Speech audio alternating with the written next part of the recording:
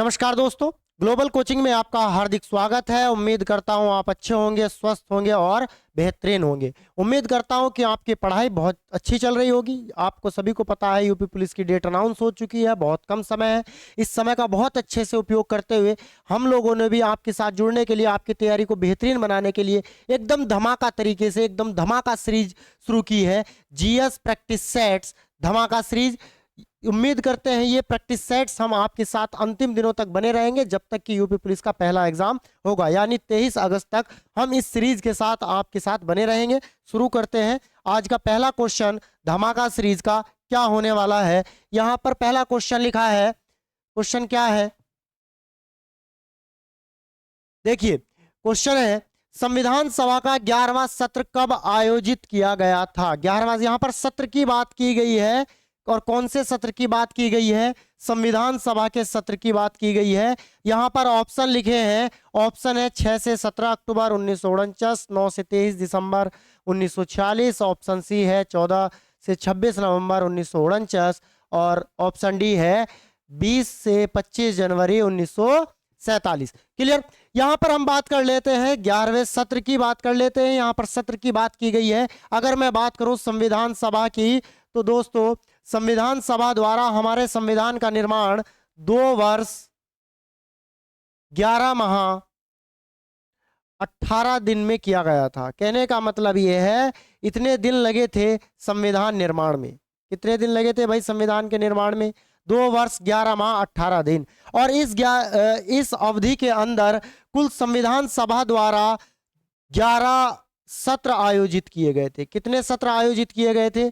11 सत्र आयोजित किए गए थे। क्लियर। कहने का मतलब यहां पर यह है कि जितना संविधान सभा ने को संविधान को निर्माण करने के लिए, संविधान निर्मित करने के लिए, संविधान बनाने के लिए 2 वर्ष 11 माह 18 दिन का समय लगा था। इस अवधि के दौरान संविधान सभा द्वारा कुल 11 सत्र आयोजित किए गए थे। कितने सत्र आयोजित किए गए थे? 11 सत्र।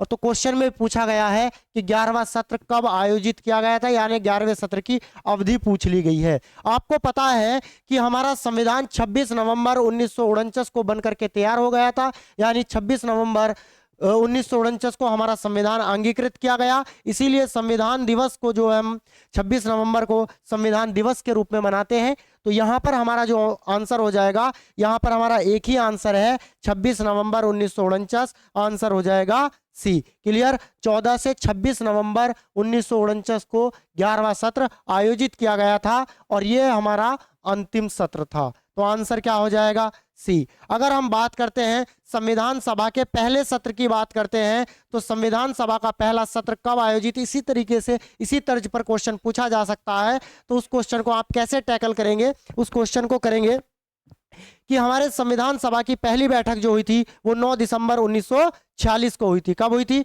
9 दिसंबर 1946 को। क्लियर। तो यहां पर पहला सत्र की अगर मैं बात करूं, तो पहला सत्र हमारा 9 दिसंबर से लेकर के 23 दिसंबर 1946 तक चला था।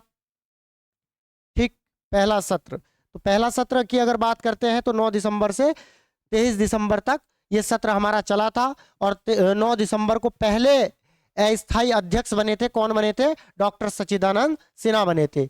नेक्स्ट मुझे बताइए हमारे संविधान सभा के स्थायी अध्यक्ष कौन थे? तो हमारा आंसर हो जाएगा सी। क्लियर। नेक्स्ट क्वेश्चन का क्वेश्चन देखते हैं। नेक्स्ट क्वेश्चन लिखा है भारत का संविधान किसके द्वारा हस्तलिखित है। बहुत इंपॉर्टेंट क्वेश्चन है, कई बार एग्जाम में पूछा जा चुका है। क्लियर। भारत का संविधान किसके द्वारा हस्तलिखित है? कहने का मतलब अगर संविधान के जनक की बात करें, फादर ऑफ कॉन्स्टिट्यूशन की बात करें, तो जनक कौन है आपको पता है? जिन्होंने तैयार किया है, बनाया है संविधान, वो है doctor B R Ambedkar. Clear. अब यहां पर बात हो रही है संविधान को हस्तलिखित या किसने पूर्ण रूप से लिखा है? तो option A Kanhaiyalal Maneklal, doctor B R Ambedkar. तो डॉक्टर बी आर अंबेडकर इस क्वेश्चन का आंसर नहीं हो सकता है। क्लियर। ऑप्शन सी प्रेम बिहारी नारायण रायजादा या श्यामा प्रसाद मुखर्जी। श्यामा प्रसाद मुखर्जी इसका आंसर नहीं है। तो आंसर है इसका जो संविधान किसके द्वारा हस्तलिखित किया गया है, किसके द्वारा लिखा गया है, तो प्रेम बिहारी नारायण रायजादा के द्वारा यह संविधान लिखा गया है। नेक्स्ट क्वेश्चन देखते हैं। नेक्स्ट क्वेश्चन क्या है, यहां पर लिखा है लोक नृत्य तरंग मेल, लोक नृत्य तरंग मेल निम्नलिखित में से किस राज्य से संबंधित है? लोक नृत्य तरंग मेल निम्नलिखित में से किस राज्य से संबंधित है? ऑप्शन गोवा, मध्य प्रदेश, तमिलनाडु, केरल। दोस्तों अगर हम तरंग मेल की बात करते हैं तो तरंग मेल दशहरा और होली के अवसर पर आयोजित किया जाता है, या होली के अवसर पर यह नृत्य किया जाता है। क्लियर। और ये जो तरंग मेल है ये किस राज्य का लोक नृत्य है? ये गोवा राज्य का लोक नृत्य है। तो आंसर क्या होगा? गोवा। क्लियर। आप लोगों को एक क्वेश्चन समझ में आया होगा अच्छे से। ठीक है भाई। नेक्स्ट क्वेश्चन क्या है, किस ब्रिटिश गवर्नर ने बंगाल में दोहरी शासन प्रणाली को समाप्त किया था? क्वेश्चन लिखा है किस ब्रिटिश गवर्नर ने बंगाल में दोहरी शासन प्रणाली को समाप्त किया था? क्लियर।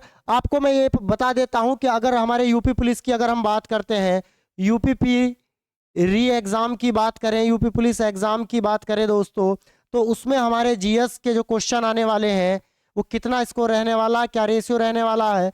वो लगभग 37 से 38 क्वेश्चन, 37 या 38 क्वेश्चन हमारे जीएस के रहने वाले हैं। अभी हमने जो सीरीज धमाका सीरीज शुरू की है जीएस को लेकर के, तो अभी हम लगभग आपको 20 क्वेश्चन यहाँ पर करा रहे हैं, लेकिन मैं बहुत ही जल्द ये कंप्लीट सेट लेकर के आऊंगा। 37 से 38 क्वेश्चन की पूरी कंप्लीट सीरीज लेकर के आऊंगा। ये सीरीज भी एकदम मिक्स होने वाली है, एकदम ये ऐसा नहीं है कि ज्योग्राफी करा रहे हैं तो ज्योग्राफी कराएंगे, भारतीय राज्य व्यवस्था पॉलिटी करा रहे हैं तो पॉलिटी कराएंगे, या हिस्ट्री करा रहे हैं तो हिस्ट्री के ही क्वेश्चन कराएंगे, ऐसा इसमें बिल्कुल भी नहीं है। इसमें हम जो मिक्स क्वेश्चन रहेंगे, ओवरऑल जीएस रहेगा, कंप्लीट जीएस रहेगा, उसी को लेकर के हम आगे बढ़ेंगे। ये सीरीज आपको एकदम बिल्कुल एकदम ऐसी अच्छे होने वाली है, बढ़िया सीरीज होने वाली है। उम्मीद करेंगे कि इस सीरीज से मैक्सिमम क्वेश्चन आपके एग्जाम में आए। क्लियर।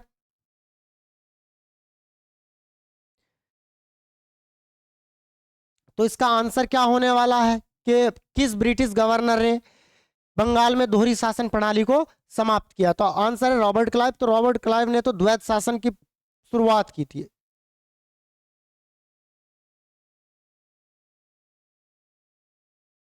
द्वैध शासन प्रणाली पर इन्होंने शुरुआत की थी, तो ये आंसर नहीं होगा।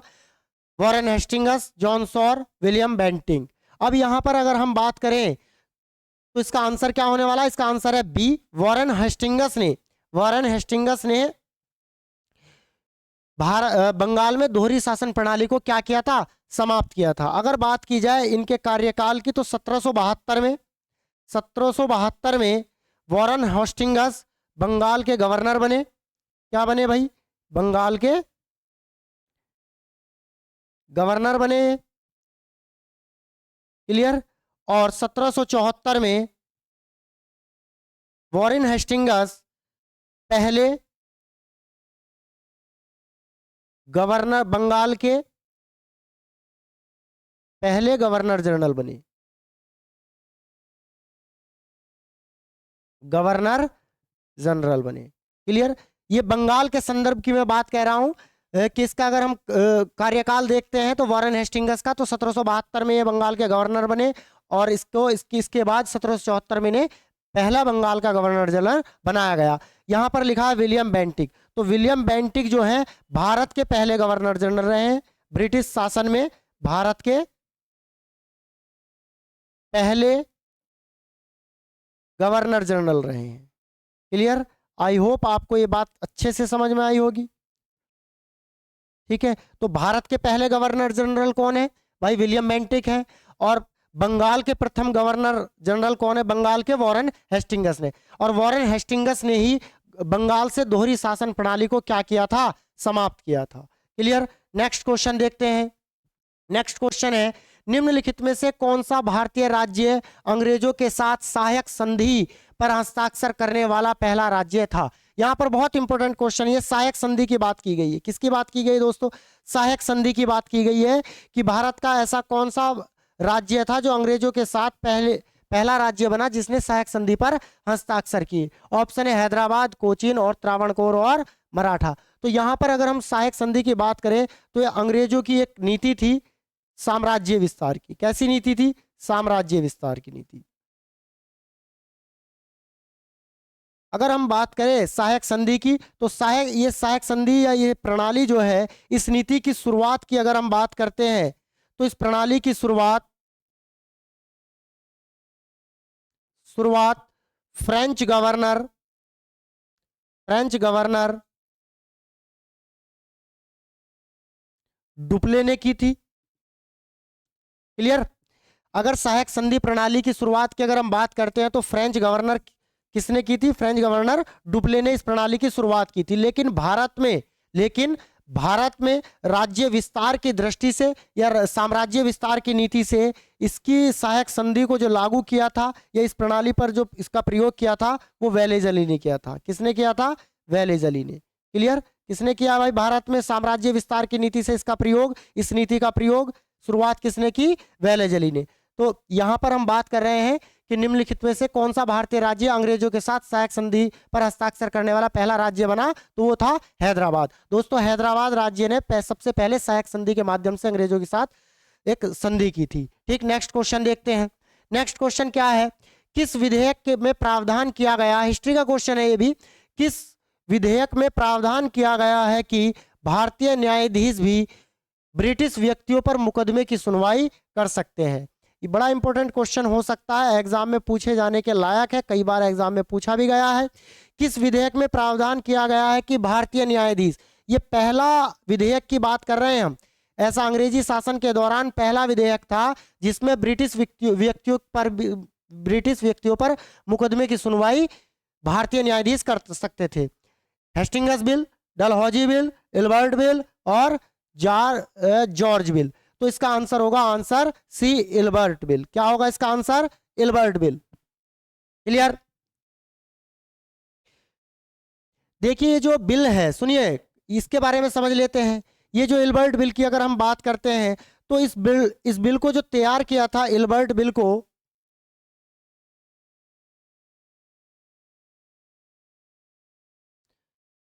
सर इल्बर्ट ने किया था। इल्बर्ट ने किया था इसको तैयार। क्लियर। लेकिन इसको जो प्रस्तुत किया 1883 में लॉर्ड रिपन ने इसे प्रस्तुत किया था। ठीक। लॉर्ड रिपन के कार्यकाल में ये इल्बर्ट बिल बना और सर इल्बर्ट को इसका मुख्य कार्यभार सौंपा गया इस बिल को तैयार करने का। तो इसमें मुख्य प्रावधान यह था कि अब भारतीय न्यायाधीश भी ब्रिटिश या व्यक्ति या उनके विषयों पर सुनवाई कर सकते थे। क्लियर। नेक्स्ट क्वेश्चन देखते हैं भाई। नेक्स्ट क्वेश्चन क्या है? गवर्नर जनरल डलहौजी ने साम्राज्य विस्तार के उद्देश्य से कौन सी नीति अपनाई थी? गवर्नर जनरल डलहौजी ने अपने साम्राज्य विस्तार के उद्देश्य से कौन सी नीति अपनाई थी? पहला ऑप्शन है सहायक संधि। सहायक संधि के संदर्भ में हमने देख लिया है किसने की थी? वेलेजली ने की थी। क्लियर। वेलेजली ने इसकी शुरुआत की। सर्वोपरि नीति, व्यपगत का सिद्धांत और रिंग फेंस की नीति। तो इसका आंसर होगा ऑप्शन सी, व्यपगत की नीति। डलहौजी ने साम्राज्य विस्तार के उद्देश्य से व्यपगत नीति का प्रणाली की शुरुआत की या व्यपगत सिद्धांत की शुरुआत की, और इसमें सबसे पहला इस संधि को मानने वाला या इस संधि पर हस्ताक्षर करने वाला पहला भारतीय राज्य था सतारा। क्लियर।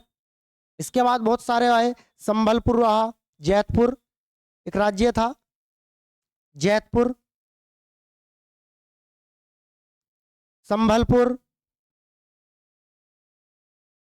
ठीक है, नागपुर, झांसी इत्यादि ये राज्य रहे हैं डलहौजी की व्यपगत सिद्धांत या इस समझौते पर हस्ताक्षर करने वाले। क्लियर। अब मानते हैं कि यहां पर देख लेते हैं, लिखा है डलहौजी। क्लियर। क्या लिखा है? डलहौजी। तो डलहौजी ने सबसे पहले भारत में रेलवे लाइन पर काम किसने किया था? रेल निर्माता या आधुनिक रेल का निर्माण, रेल की जो व्यवस्था भारत में 1853 में की है, वो किसने किया है? वो डलहौजी के कार्यकाल में ही ये काम शुरू हुआ था। नेक्स्ट क्वेश्चन देख लेते हैं। नेक्स्ट क्वेश्चन है, निम्नलिखित में से किस वायसराय ने 1905 में बंगाल विभाजन किया था? इंपॉर्टेंट क्वेश्चन हो सकता है एग्जाम की दृष्टि से। क्लियर। निम्नलिखित में से किस वायसराय ने 1905 में बंगाल विभाजन किया था? दोस्तों 1905 में बंगाल विभाजन की घोषणा की गई थी और किसके द्वारा की गई थी? लॉर्ड लिटन लिखा है, Lord Hardinge, Lord Curzon, Lord Irwin. तो इसका आंसर होगा लॉर्ड कर्जन। लॉर्ड कर्जन ने 1905 में बंगाल विभाजन की घोषणा की, लेकिन ये हुई थी जुलाई माह में। कब हुई थी भाई? जुलाई माह में। अगस्त 1905 में, अगस्त 1905 में, क्लियर, अगस्त 1905 में इस विभाजन के विरोध में, इस विभाजन के विरोध में स्वदेशी आंदोलन चलाया गया। कौन सा? कई बार क्वेश्चन पूछा गया है कि बंगाल विभाजन के विरोध में कौन से आंदोलन चला है भाई? स्वदेशी आंदोलन। क्लियर? तो स्वदेशी आंदोलन कब चला? 1905 में। किसके विरोध में चला है? बंगाल विभाजन के विरोध में स्वदेशी आंदोलन की शुरुआत की गई थी। और कब की गई थी? अगस्त 1905 में। अगर हम बात करें इस विभाजन के रद्द होने की, कि इसको रद्द कब किया गया, तो 1911 में इस विभाजन को क्या कर दिया गया? रद्द कर दिया गया। जॉर्ज पंचम के द्वारा 1911 में जॉर्ज पंचम के द्वारा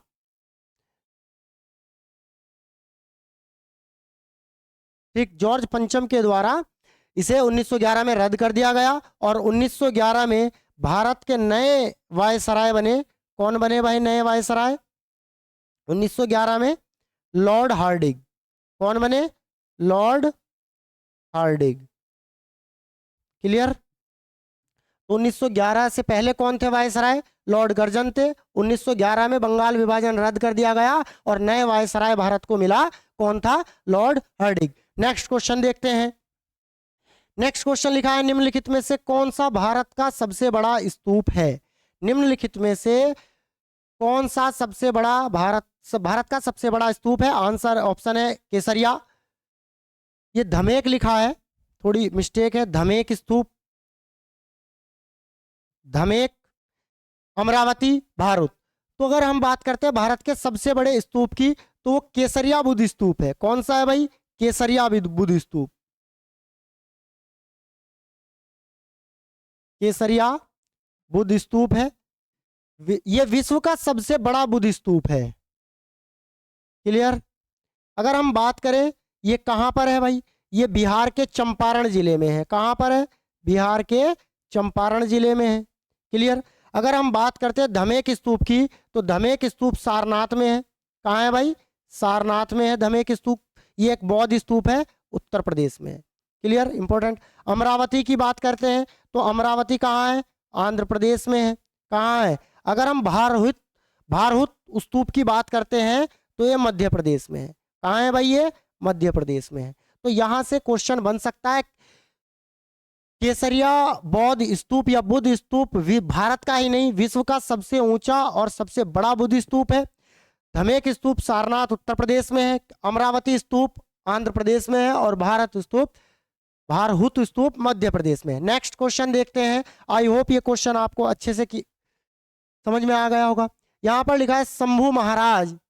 शंभू महाराज को भारत में किस नृत्य के लिए पद्मश्री से सम्मानित किया गया?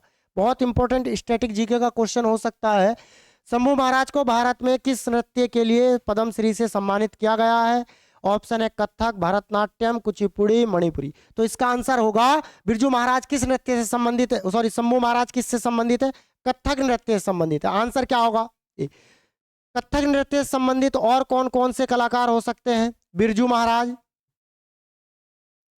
ठीक, बिरजू महाराज, एक और है लच्छू महाराज। ठीक है भाई, शंभू महाराज है ही है। ठीक, नेक्स्ट क्वेश्चन देख लेते हैं।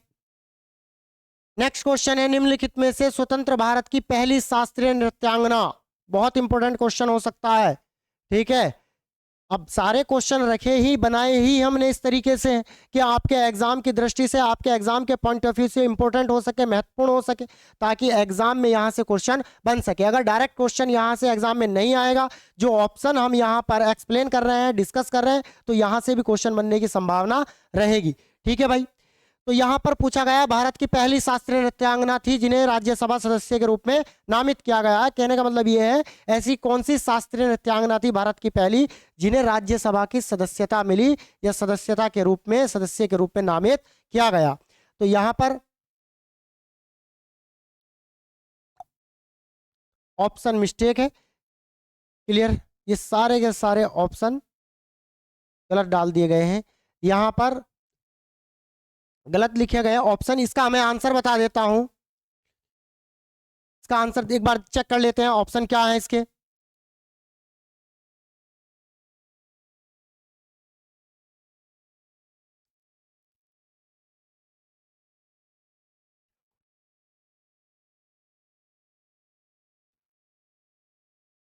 इसका ऑप्शन हो सकता है option A Vidya Gauri, option B Arundale देवी,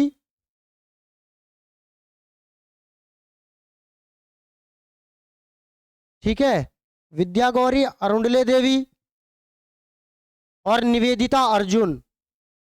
निवेदिता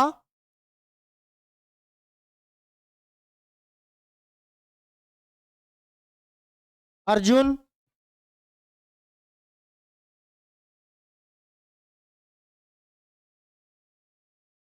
अर्जुन, तो इसका आंसर होगा अरुणले देवी। आंसर क्या है इसका? ऐसी पहली भारतीय शास्त्रीय नृत्यांगना जिन्हें राज्यसभा के सदस्य के रूप में नामित किया गया अरुणले देवी है। ठीक है, क्लियर। और किससे संबंधित है ये भरतनाट्यम से संबंधित है। किससे संबंधित है? भरतनाट्यम से संबंधित है। क्वेश्चन नंबर 12 देखते हैं। आंख का वह भाग जो तंत्रिका संकेतों में, देखिए, आंख का वह भाग जो तंत्रिका संकेतों में किसी वस्तु की छवि के रूपांतरण के लिए जिम्मेदार है। ऑप्शन आइरिस, रेटिना, प्रकाशीय तंत्रिका और विटेरस ह्यूमस। तो इसका आंसर होगा रेटिना। आंसर क्या है इसका? रेटिना। आंसर क्या है भाई? Option B retina. रेटिना का मुख्य कार्य क्या होता है? प्रकाश को तंत्रिका संकेतों में परिवर्तित करना। रेटिना का मुख्य, हमें कोई भी वस्तु कैसे दिखाई देती है? जब प्रकाश लेंस पर पड़ता है, लेंस से तंत्रिका पर जाता है और तंत्रिका जो है उस प्रकाश को तंत्रिका संकेतों में भेजती है, ठीक है, वहां पर रूपांतरित करती है, तब हमें कोई भी वस्तु दिखाई देती है। तो आंसर क्या होगा? Retina, option B. Next question देख लेते हैं इसका। तारों का टिमटिमाना मुख्य रूप से किसके कारण होता है? जीएस या साइंस का ये क्वेश्चन हो सकता है। क्लियर, साइंस का क्वेश्चन हो सकता है या भूगोल का भी क्वेश्चन इसको माना जा सकता है। वैसे साइंस का क्वेश्चन है। तारों का टिमटिमाना मुख्य रूप से किसके कारण होता है? ऑप्शन ए विवर्तन, ऑप्शन बी अपवर्तन, ऑप्शन सी परावर्तन और ऑप्शन बी अभिवहन। दोस्तों, जब हमें रात को तारे चमकते हुए दिखाई देते हैं या टिमटिमाते हुए दिखाई देते हैं तो उन तारों का प्रकाश पृथ्वी पर पहुंचता है, लेकिन वह जो प्रकाश तारों का पृथ्वी पर रात के समय पहुंचता है तो वो हमारे वायुमंडल से होकर के गुजरता है। कैसे गुजरता है? वायुमंडल से। और वायुमंडल में जो वायु है या हमारा जो वायुमंडल, उसका घनत्व स्थिर नहीं है, उसका घनत्व बदलता रहता है। क्लियर। लेकिन जब उन तारों की जो चमक है, जो प्रकाश है, इस वायुमंडल से होकर के पृथ्वी पर आएगा तो उसमें क्या हो जाएगा? अपवर्तन होगा। क्या होगा भाई? अपवर्तन, जिसके कारण हमें तारे टिमटिमाते हुए दिखाई देते हैं। तो अपवर्तन के कारण जब तारों का प्रकाश पृथ्वी पर पहुंचता है तो वो वायुमंडल से होकर के गुजरता है और वायुमंडल में क्या होता है? तारों का प्रकाश के साथ अपवर्तन होता है उस प्रकाश का, तो जिसके कारण तारे हमें टिमटिमाते हुए दिखाई देते हैं। आंसर हो जाएगा बी, अपवर्तन। अपवर्तन के कारण हमें तारे टिमटिमाते हुए दिखाई देते हैं। नेक्स्ट क्वेश्चन है, भारतीय संविधान का कौन सा अनुच्छेद धन विधेयक को परिभाषित करता है? यहां पर धन विधेयक की बात की गई है। किसकी बात की गई है? धन विधेयक की बात की गई है। क्लियर। यहां पर ऑप्शन देख लेते हैं। ऑप्शन है अनुच्छेद 120, अनुच्छेद 110, अनुच्छेद 112 और अनुच्छेद 115। अगर हम बात करते हैं अनुच्छेद 120 की, तो यहां पर संसदीय भाषा का प्रयोग के संबंध में है कि संसद में कौन सी भाषा प्रयोग की जाने वाली है। तो संसदीय भाषा की, संसदीय प्रणाली में जो भाषा यूज होती है, संसदीय भाषा का उल्लेख है इसके अंतर्गत। 110, 112, 112 में वार्षिक वित्तीय विवरण का उल्लेख है।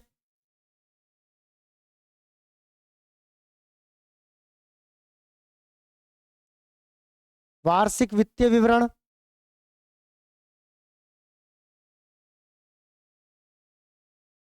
ठीक है भाई। अब यहां पर ऑप्शन है अनुच्छेद 110। तो धन विधेयक का संबंध अनुच्छेद 110 से है, तो आंसर हो जाएगा आर्टिकल 110 110।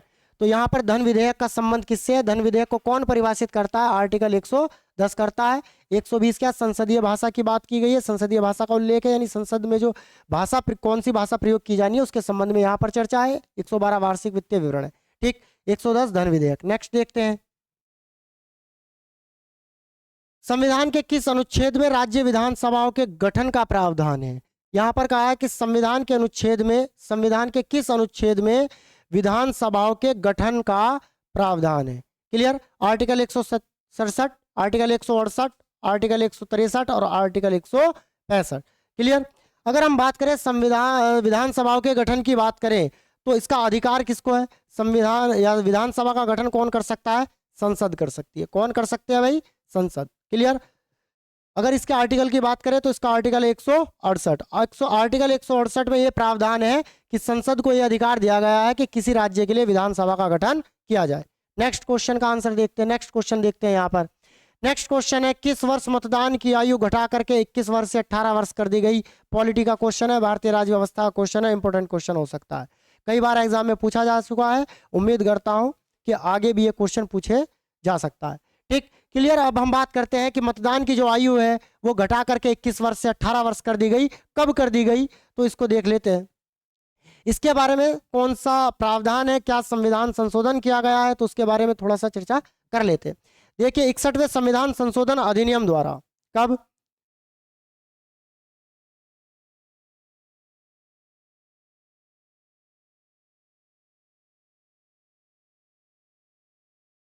इकसठवें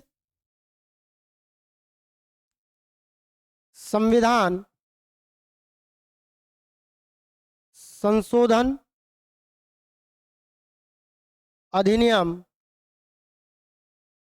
1988 में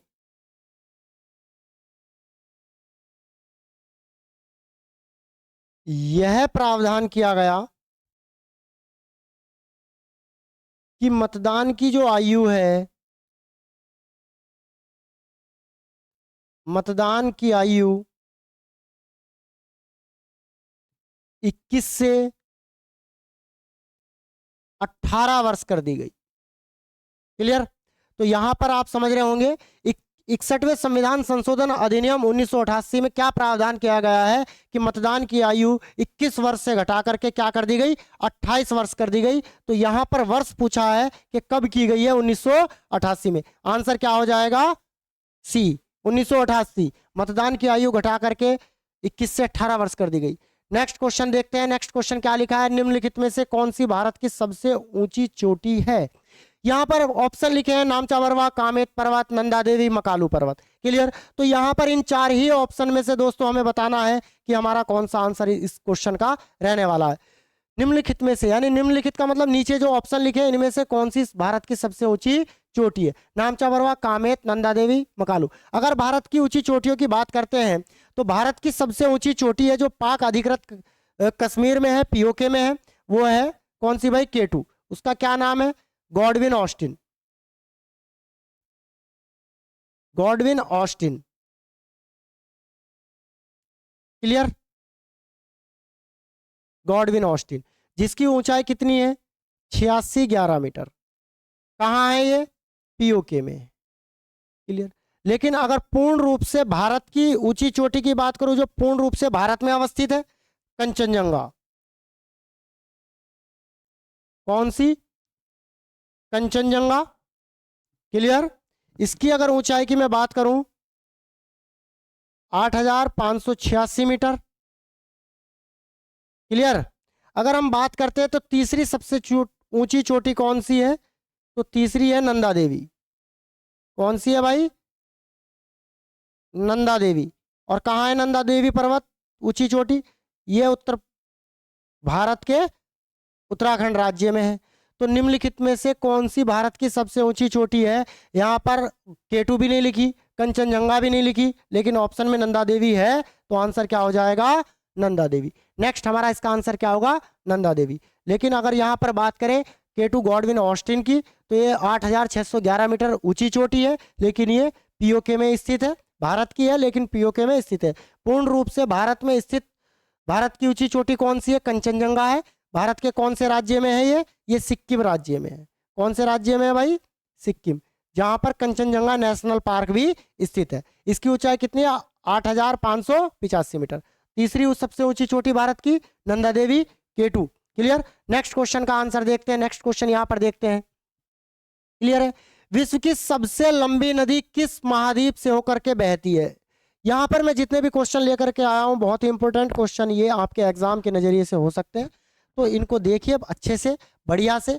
आगे भी ये सीरीज रेगुलर चलती रहेगी, लेकिन अगर आप लोगों का साथ रहेगा तो इस सीरीज को मैं कैरी ऑन करूंगा, आगे भी पढ़ाऊंगा, बहुत अच्छे से इस चीज को लेकर के चलेंगे। यूपी जीके के अगर क्वेश्चन की बात अगर हम करें यहाँ दोस्तों, तो यूपी जीके के जो क्वेश्चन है या यूपी जीके की जो प्रैक्टिस सीरीज है, यूपी पुलिस के जीएस में उसका जो योगदान रहने वाला है वो 7 से 8 क्वेश्चन का रहने वाला है। मैक्सिमम इन क्वेश्चनों की संख्या यूपी जीके के 9 भी हो सकती है, तो वो मैं सेपरेट क्लास उसकी लेकर के आऊंगा, थ्योरी प्लस प्रैक्टिस की। क्लियर। तो यहां पर हम ये बात क्लियर कर देते हैं, यूपी जीके के जितने भी क्वेश्चन होने वाले या प्रैक्टिस होने वाले में मैं एक सेपरेट सीरीज स्टार्ट करने वाला हूं, और उसके साथ में थ्योरी भी। ठीक है भाई। तो ऐसा ना आपके साथ होगा कि केवल हम जीएस पढ़ाएंगे, यूपी जीके नहीं पढ़ाएंगे।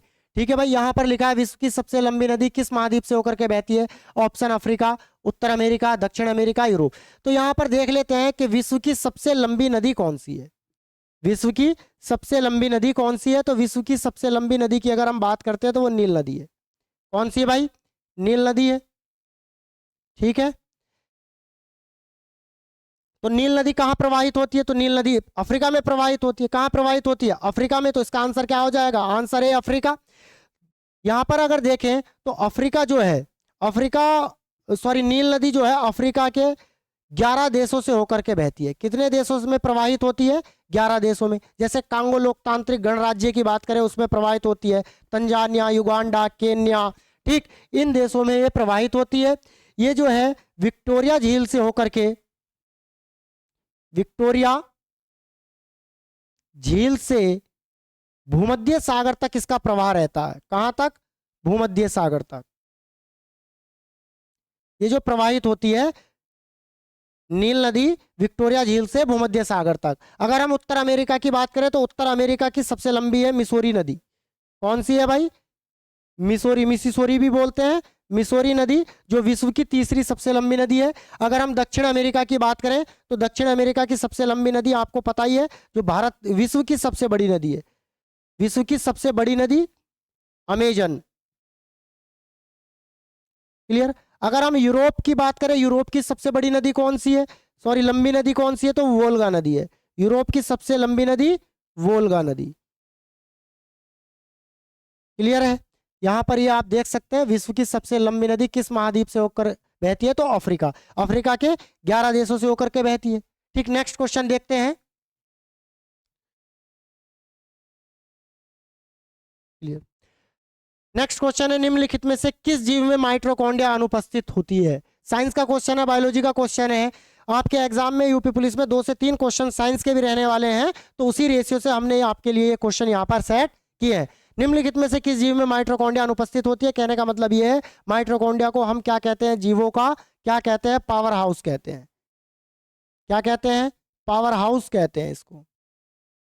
लेकिन ये पावर हाउस जो है ये किस जीव में नहीं है? ईस्ट में, कवक में, जीवाणु में, शैवाल में। अगर हम माइटोकॉन्ड्रिया की बात करें तो दोस्तों माइटोकॉन्ड्रिया जो है ये एक कोश के जीवों या मोनेरा जगत के जीवों में एक कोशिका या ये जो कोशिकांग है माइटोकॉन्ड्रिया, ये उनमें नहीं पाया जाता। किसमें नहीं पाया जाता? मोनेरा जगत के एक कोश के जीवों में एक कोशिकांग नहीं पाया जाता। तो मोनेरा जगत का यहाँ पर जो जीव कौन सा है? वो जीवाणु है। तो जीवाणु के अंदर माइटोकॉन्ड्रिया नहीं पाई जाती। आंसर होगा सी। नेक्स्ट और लास्ट क्वेश्चन हम देखते हैं।